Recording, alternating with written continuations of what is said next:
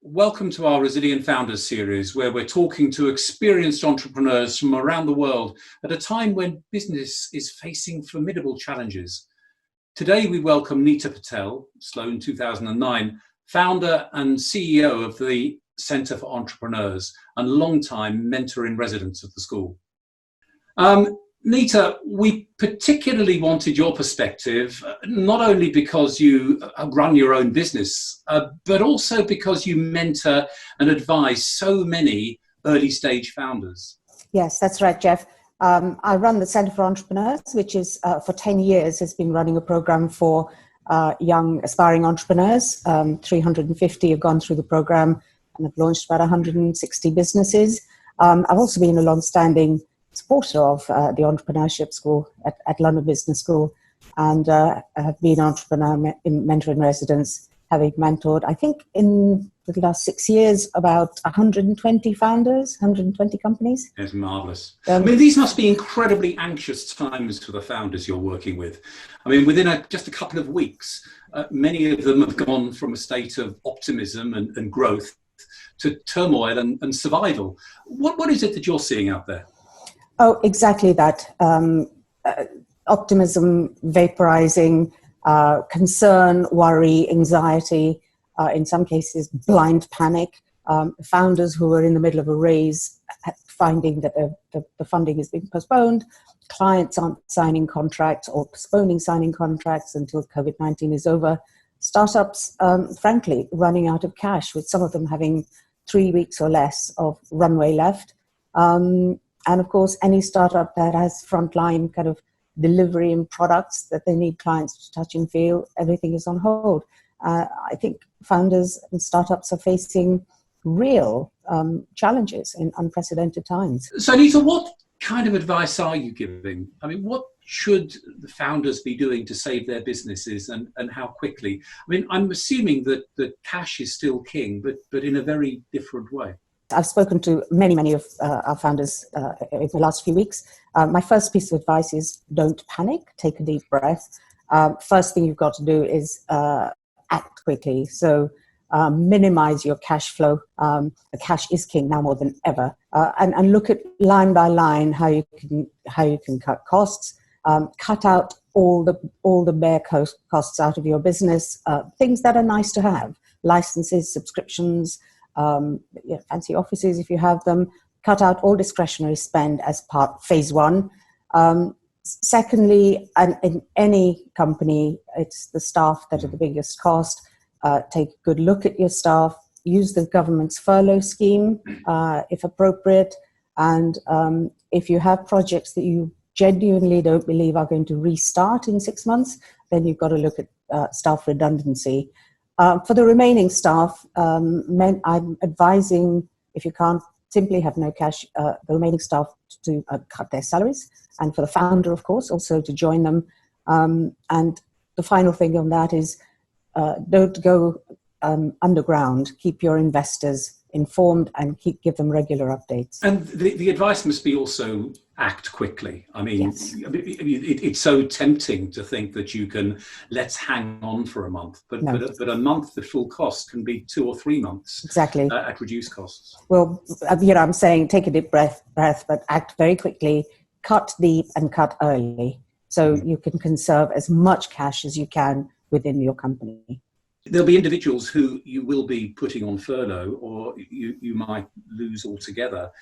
But you are nevertheless looking ahead. You're looking to the time when you'll need them again. So there must be a real sense here of acting with integrity, acting humanely, acting transparently, and as you said, being seen visibly to take some of the pain. Treating staff fairly is the most important thing.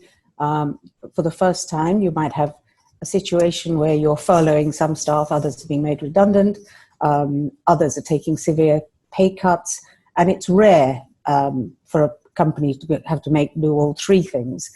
And I think the key thing is integrity, openness, honesty, being honest with all your staff about the financial situation, conferring with people as much as you can. That we do have employment laws, and just be fair and be kind to people.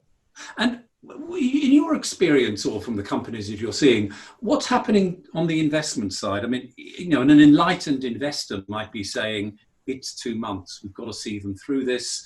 The funding that we promised, we're going to continue and follow up on that promise. Mm-hmm. And we're going to be giving more funding to see people through. I mean, is that generally the psychology that funders have, or are you seeing something different? That should be the psychology that serious investors should have. I'm seeing some of that happening, absolutely. Some of the startups that were due to close funding, we've read about them, are closing funding. Some maybe on a slightly lower or a staged funding cycle. What I'm seeing is a new investment is starting to slow down. Mm-hmm. So investors are really putting their cash in propping up the companies they've already invested in and working very closely. So whereas an angel investor might look at 2 or 3 new opportunities in the next 6 months, and summer period is traditionally that a very active period. Yeah. They're probably saying, actually, I think I'd better keep that cash in case my existing investment needs it. Okay, so it's the same old fear of loss is greater than the need for gain, through and through. Okay. Yeah. So what sort of toll is this taking on the founders themselves? How well do you find that, there's no such thing as a typical founder by definition, they're all atypical, but what sort of toll does it take? I mean, you said, first of all, avoid panic, but nevertheless, that's an easy thing to say. Mm-hmm. What I'm seeing is, experienced founders, and we always like to think that entrepreneurs, successful entrepreneurs, are kind of resilient and can pivot quite quickly and so on. And for experienced founders who may have gone through this once or twice, not at the scale that we're seeing now, are resilient. I think it's the first-time entrepreneurs, the first-time founders who are suffering, and I think it takes a huge toll on your mental health, your physical and your psychological health, and your well-being. And I am seeing some of that in especially the more inexperienced founders. Right. And what can you do to advise? I mean, you can observe this. So what's your advice to the founders who must be having a tremendous sense of feeling of potential loss and huge responsibility to so many of the people they promised so much to, including founders? I mean, how can they escape that? I mean, they have to look after themselves. Absolutely. The first thing I say is you absolutely have to look after yourself first, and that's your physical health, your mental health, your psychological health. So don't, whatever you do, stop your fitness regime because you're going through a tough time. In fact, you might want to increase it and go for a slightly longer run or a cycle or whatever. Keep healthy, eat healthily. Talk to your networks. Founders are generally very well connected in various networks, and I think there's a growth of coffee and chat, virtual coffees and chats, and use your network as support, and obviously support the network in turn. Talk to your friends and family. Talk to your housemates if you're in shared homes. Do everything you did before in keeping yourself together and keeping healthy and being focused. Make time in a day for yourself. At a time when you're probably being called upon to have 50 or 60 Zoom calls in a week, if not more. Extraordinary. Yeah, I mean, there's no doubt, sadly, that the virus has created opportunities, business opportunities that didn't exist before, both now and later. How agile do you find businesses can be? At the sort of stage where they have teams and they have finance and they have cash burn. What I mean, is this something they should be thinking about, or really is any new stream of business going to take so long they're going to be out of money before they even get there? I mean, it's been 3 or 4 weeks. It's difficult to know. You read about companies pivoting.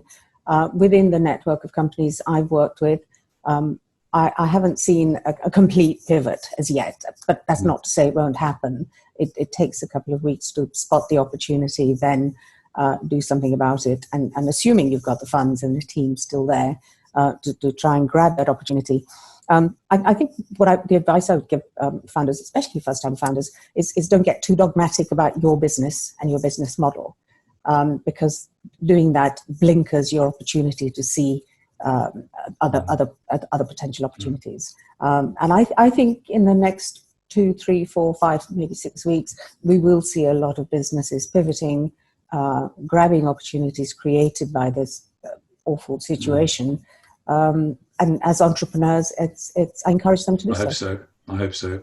Looking forward to those green shoots, hopefully starting as early as 3 weeks' time, but we'll see. Look, Neeta, I know you're busy and you've got all sorts of fires for other people very often to help manage. Thanks so much for taking the time to share some of those experiences in insight with us. We wish, of course, the best for the Centre for Entrepreneurs and for all the founders who are in your care. Thank you very much. My pleasure. Thank you very much.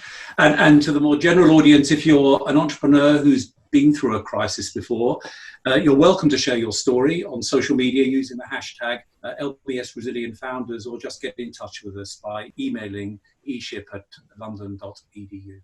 So thank you all very much.